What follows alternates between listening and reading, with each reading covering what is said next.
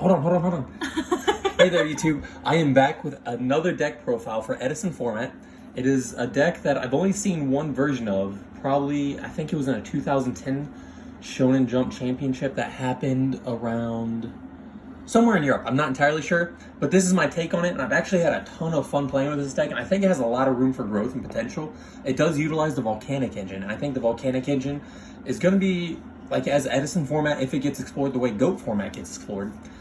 The Volcanic engine, I think, can be very similar to what Thunder Dragon engine ended up being for GOAT format.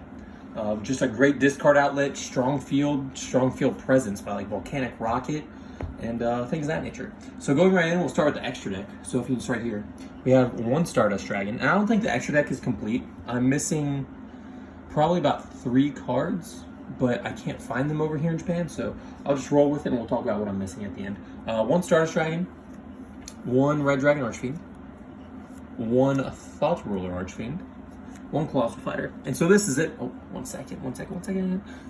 This is it for all the level 8s. So the level 8s in this format are extremely good, to be honest. But I think outside of these, even Red Dragon Archfiend could probably be cut. Not too much going on with that, but Stardust, Thought Ruler, and Colossal Fighter are all incredible. Obviously, the Colossal Fighter really crushes the Light Sworn matchup, and does really well in the Blackwing matchup, as well as Vayu Turbo matchup. So you have to play around it a little weird because you can't have this in multiple cards, otherwise Icarus Attack kind of crushes it. But I think Thought Ruler is probably the standalone, just best synchro monster of the entire format. There's a lot of times where I'm kind of playing and going through my cards and just summoning a Thought Ruler and ending on that. If you're not losing advantage, it can be pretty difficult to get over, to be honest. No brain controls, no mind controls, an extremely powerful body. They have to use resources to bring out Colossal Fighter, Red Dragon, or Goyo. Obviously gets over it. But if you can bring out Thought Ruler backed up by a Deep Prison, Mirror Force, Bottomless, whatever it might be, I think that's an extremely powerful card. So that's it for level 8s. Level 9, I play one Mistworm. This is before Trishula came out. So I think this, and there's one other level. It's level 9 or level 10, I can't remember it. But is the Ally of Justice, whatever it is. I don't play that, I just play the Catastor, or Mistworm rather. One Black Rose, and then one, Arcanite Magician, there we go. Arcanito Magician.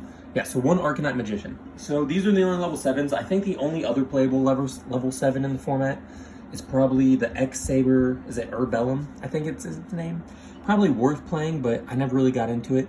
I will say that I am playing the Quick Draw, 2 Quick Draw Synchrons. So 2 of the cards I'm missing are going to be Junk Archer, as well as Nitro Warrior. Junk Archer being a level 9, or level 7, pardon me.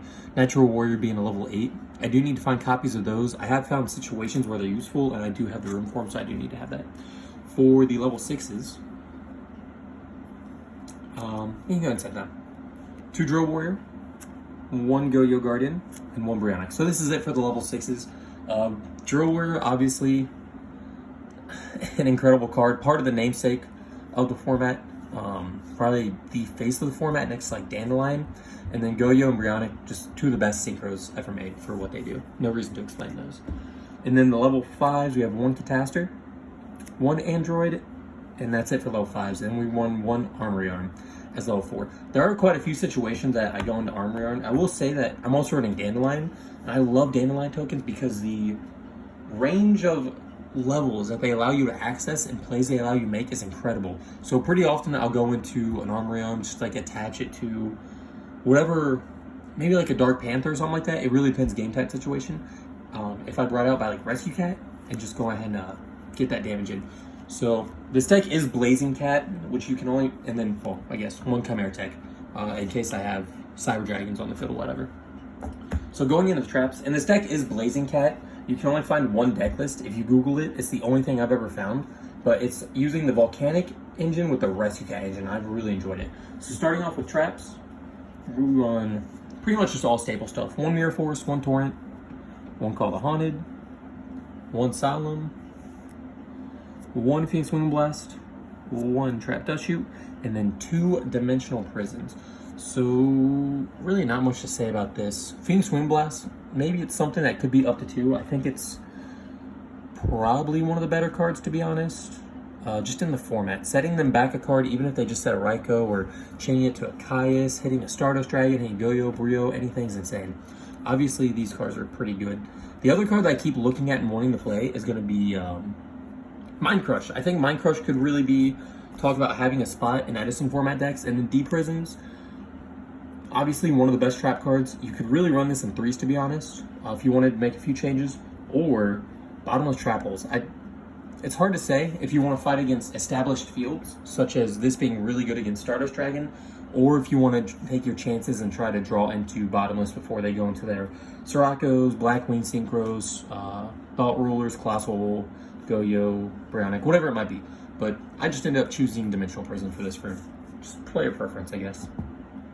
Going into the spells, we have 1 Blaze Accelerated, 1 Brain Control, 1 MST, 1 Heavy Storm, 1 Enemy Controller, 2 Pot of Avarice, and 3 Book of Moon. So I think Book of Moon is probably, I don't know, I don't think I have to explain triple Book of Moon. It's definitely just one of the best cards of the entire format.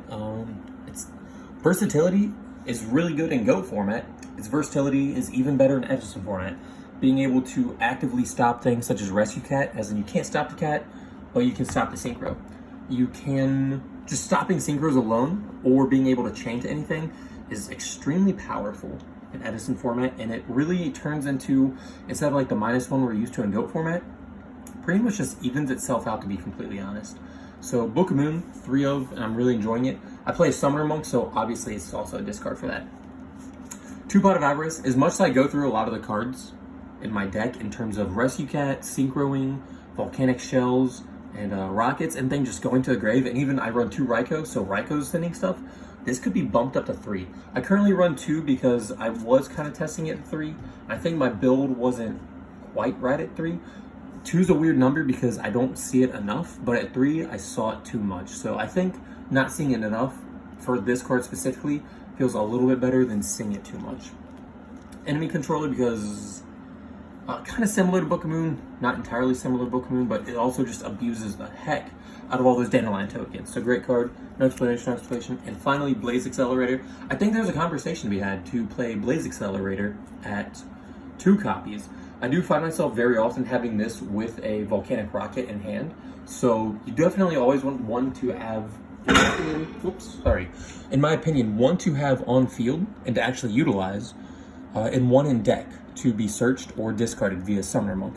So the best part about Blaze Accelerator is actually,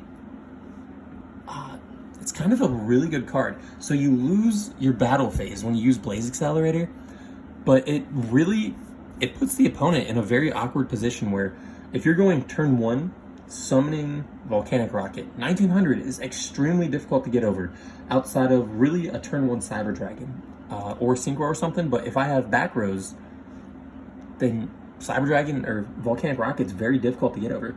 Blaze Accelerator puts your opponent in a very difficult position, especially mid to late game, where if they know you have a shell and you have a Blaze Accelerator, it really changes. Can they set that Raikou? Can they summon that Caius? Can they summon that Cyber Dragon? Just knowing next turn, it's about to get popped. Is Gravekeeper Spy. Can you set that? Because next turn, Blaze Accelerator is going to pop it. So this is a card that I actively have been playing. I think this card at 2 would be a lot better.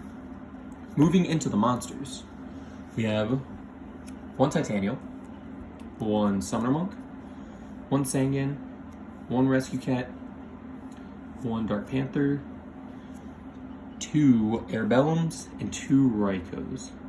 And holding there, actually we'll go further. Holding there for a second, so we'll move Titanium to the side. I do run the plant engine, and we'll go over that, but this engine right here is pretty much, obviously, the cat part of Blazing Cat.